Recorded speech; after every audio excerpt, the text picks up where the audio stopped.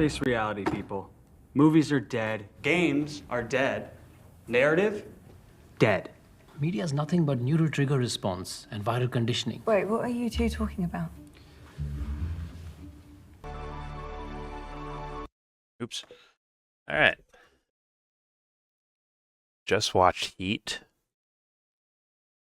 What year is this from? 1995, right? Yep. 95. 95. Yep, 95. Okay. If I was 13, Okay. I think a solid movie all around. It's just they could have made this a lot more succinct. It's just that the ending, fuck it, it does drag, Anthony. The ending does drag. I mean, come on, bro. It's obvious. Yeah, this is a good movie. I think it's solid. It's just your ending can't take away, man. It can. Because like it's like they tried to sum up the. It's almost like they forgot about the meeting of the two forces of De Niro and Pacino. Like when they had that sit down at a restaurant, right, and they talk to each other, and it's like different ideas of the world, or like equal but opposing forces dealing with each other, and it's like it's almost like somewhat forgotten, I think, and then they try to wrap it up at the very end. It's just like, oh man. And then like the big fireworks is the heist scene, right? Where shit goes wrong and there's the gunfire and all that shit, right? That's the big crescendo. But then they try to, I guess, logically move you through like where do the characters end up at?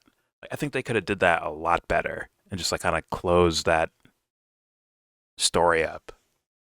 I think. Well, yeah, the Val Kilmer character, like he just disappeared. Was he the winner then? I guess he just won. wanted- Yeah, he won. I guess Ashley Judd did like a sign language thing, and then she'll meet him on like some sort of tropical island somewhere, in 2 years. Maybe Where the cops their ain't looking. kid Dominic will be in an E2. Maybe. You know they're making an E2, right? Arsenal. I don't know. Yeah, they're making an E2 as we speak. I'm not surprised. Like, damn, man. They actually had, because it would be deeper storytelling than just a bank heist movie, right? These guys are like, they're supposed to be the same level of this kind of meticulous, intelligent nature of characters. They're supposed to be equals, and then like these guys are on opposite sides of this engagement, and then they're supposed to deal with each other, but they just like, I don't know, man.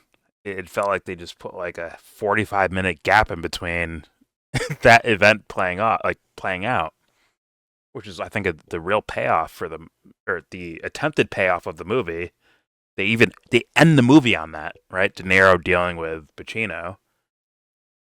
But it's like how they got there, where De Niro's like, oh, I can easily get away. I waited the people who made this movie. They thought we need to make a movie where Al Pacino and Robert De Niro face off against one another. So it has to have gangsters in it. And it has to be ridiculously long, have some epic scenes. I think that's basically the deal. But the first half, Jordan kept honing on. Oh, there's tension in this scene. There's tension in that scene. Yeah, it was epic too. I was like, oh my god, there's tension here. Or like they were really world building and setting up the characters very well. And then at a certain point, it just went all out the window. And like after the heist that went wrong, all right, and some of their guys die, and the Johnny Come Lately diner guy is dead too. Like after all that happens, right, and things somewhat settle, but the cops are still on the case, right? They're still looking for some of these other guys, right? It feels like I don't know. It like that De Niro and Pacino have to. That's why I keep saying that. Like they have to face off. That there's going to be a face off. It's just instead of putting this like 40-minute feeling, at least 40-minute feeling gap in between that. I think they could have wrapped that up a lot cleaner to where, like, let's say it's like just like the next day after that heist gone wrong, and then people are betraying De Niro and all that shit. And by the way, De Niro coming back for the idiot guy, for the snitch. I don't like that either, man. That should be wrapped up somewhere in the middle of the movie where he, like, let's say he does something in like taking out this guy who fucked him over or whatever the fuck, or like who was an asshole, right? He shot a civilian and made the job fucking messy, right? That's why De Niro's like, get the fuck out of this crew, right? Get rid of him. And then this guy turns snitch, right? I think that should be somewhere in the middle of the movie where De Niro makes a mistake of like getting this guy back, right? Or maybe he's snitching or something. He tries to take him out, and he leaves some sense of evidence behind or something. That's how De Niro ultimately gets caught later on in the movie. I think that would make way more sense than him on his way. Like, he's free, bro. He's out. And he just swerves the car over. Like, no, I gotta take care of this shit, bro. And it leads to this whole fucking thing where he ends up dying and losing the girl that he was into, right? So it's like, damn, bro. Like, was he worth it? Was dipshit worth it? I don't think so. But it looked like the writer's hands were all over it to bring together a moment between a shootout, at least, right? A shootout moment between De Niro and Pacino. And it's just like, God dang it, man. The whole last third of the movie, I think that kills it a bit. Not calling it a bad movie, just saying, like, those parts kind of kill it to me. Considering the tension that was built in the beginning and me hanging on to every breath. Now it's like, like, oh, you guys have to end the movie, right? Got it. Oh shit! Wait, De Niro and Pacino's in this. Oh shit, we got to end the movie like this. And you can just see their writing on the wall, type of thing. But it's still entertaining. I'm still gonna recommend the movie. All right, I recommend it. It's just, yeah, they had something too, man. That's why I was bringing up the Dark Knight, where Joker and Batman confront each other, right? Like, that's what was going on in that little diner scene or a restaurant scene with Pacino and De Niro. Like, that was just fucking awesome. But then they just make it like it's almost unimportant. It's just a bow tie at the end of the fucking movie to wrap your gift up with. It's like, fuck. It's like, damn, you fucking wrote it. But yeah, it is what it is. My end rating for this, I do recommend. My end rating, oh man, I think a 7.3. 7.3, 7.4 out of 10. That's still a solid grade.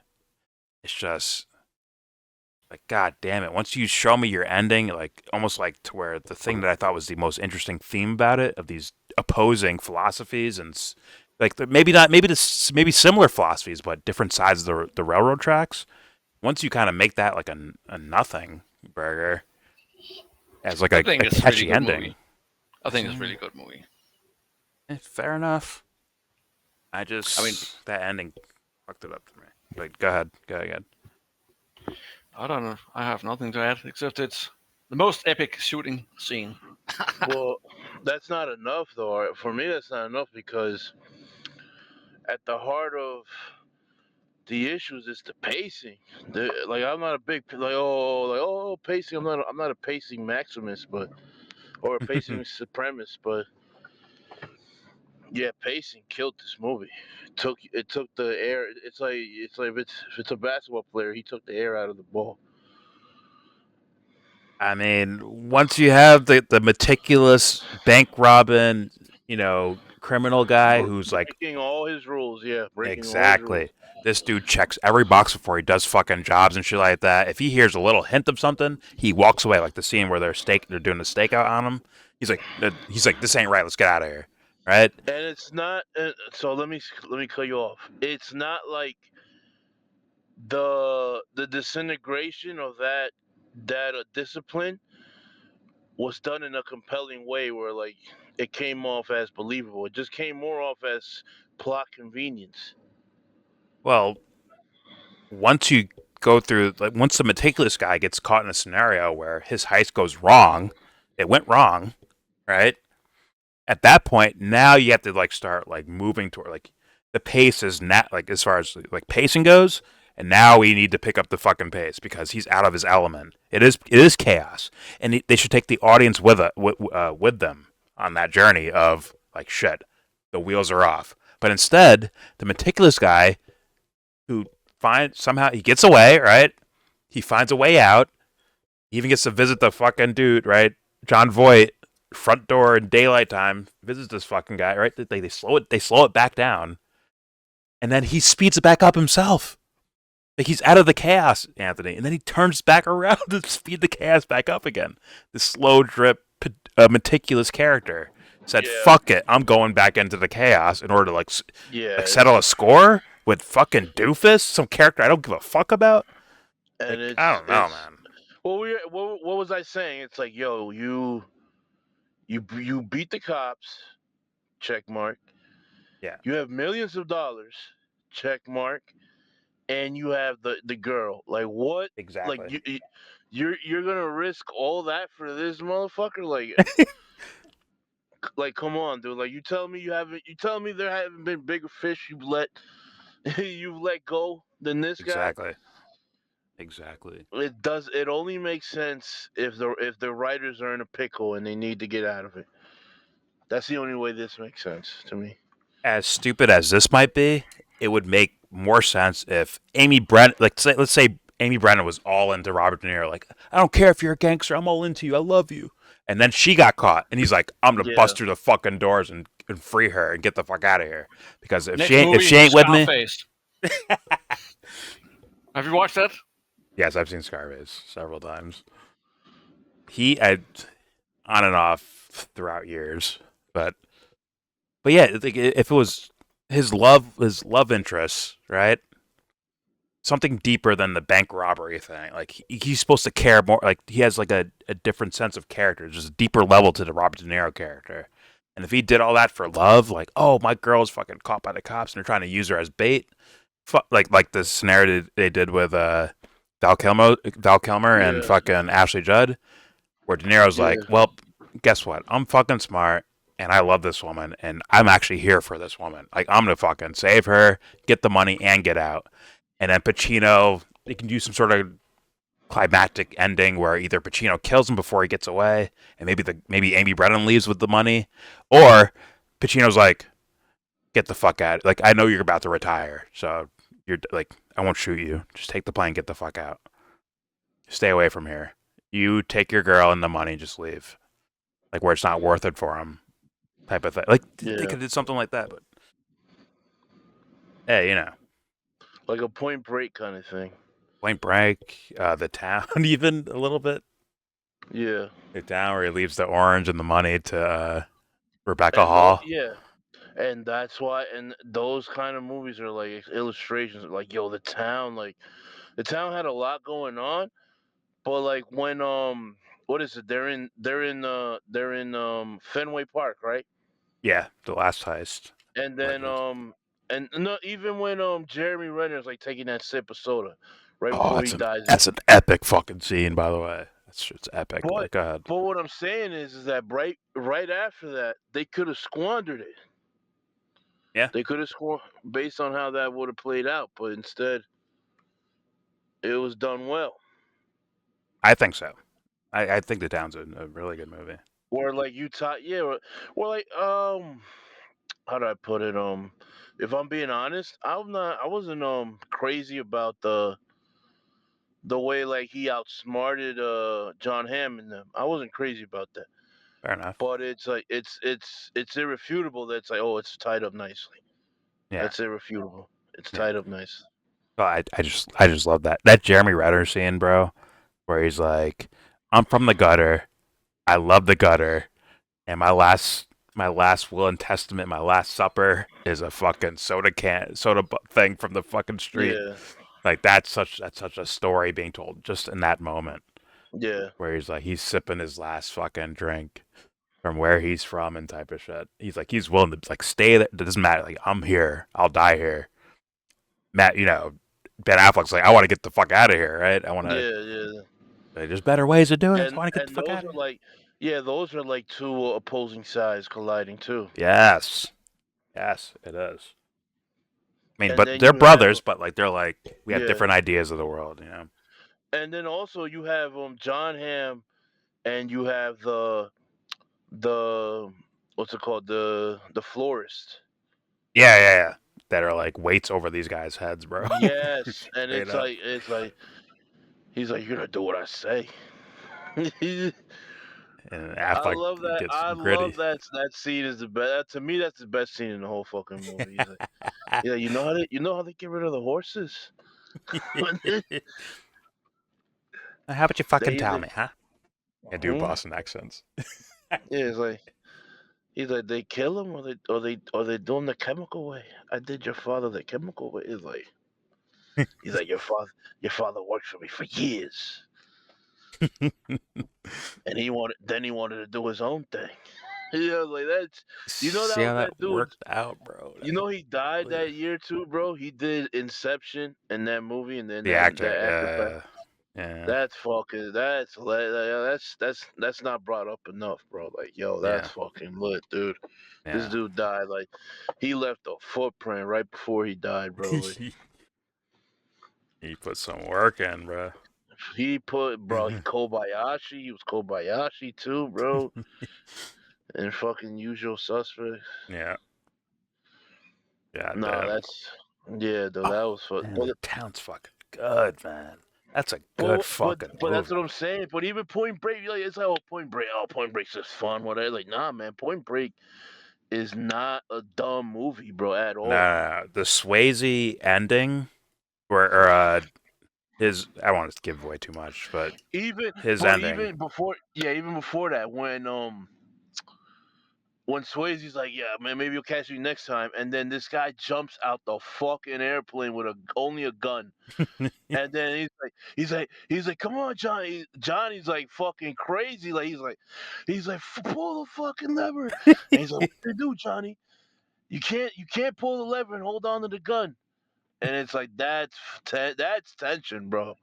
That is elite tension. Anthony is an old school aficionado, by the way. He's an 80s, 90s aficionado. What do you mean, bro? You are, bro. Don't lie about it. You are. I didn't have cable, so you used to get the fucking old schools, bro. That's all I had was a fucking basic TV package, bro. I used to watch all those shits. It ain't like they ain't classics, Ant. No insults Nah, they happening. are. I'm just saying, but they're not. Nah, they're the sweet period is like what, 99, 98 to 2014, 2015. That's the sweet spot of cinema. I think That's where so. the best cinema was made. And hopefully, if there's any audience members that made it to this point of the video, please, if you see something outside, like anything you recommend, actually, it doesn't matter what time period, but especially if it's outside that little time period Anthony just said, I want to see them all, man. Like, I'm down to watch, review, even if I've seen them before, and if I haven't seen them in a long time. Clockwork Orange, I want to get to, man. There's just a whole bunch of shit I want to get to, 100%. But all right, for this movie, I recommend 7.34 out of 10. You guys want to rate it? If not, I'll keep it moving. It's up to you guys. Nah, it's around that for me too, bro. It's but like you know what I'm saying, I was telling you beforehand, like, yeah, man, I already had like the blueprint of like what this movie is as far as how I felt about it. Yeah. And it only reinforces it. Where it's like, yeah, it's a tale of two movies: pre-shootout and post-shootout. The crescendo, man. The crescendo. Unfortunately, damn it. That's how I see it. It's still solid. It's solid enough to where I'm like, It's if you haven't seen it, please go out of your way to watch this. If you have not seen Heat, it's solid. Yeah, go out of your way to watch it, man. I will definitely say that.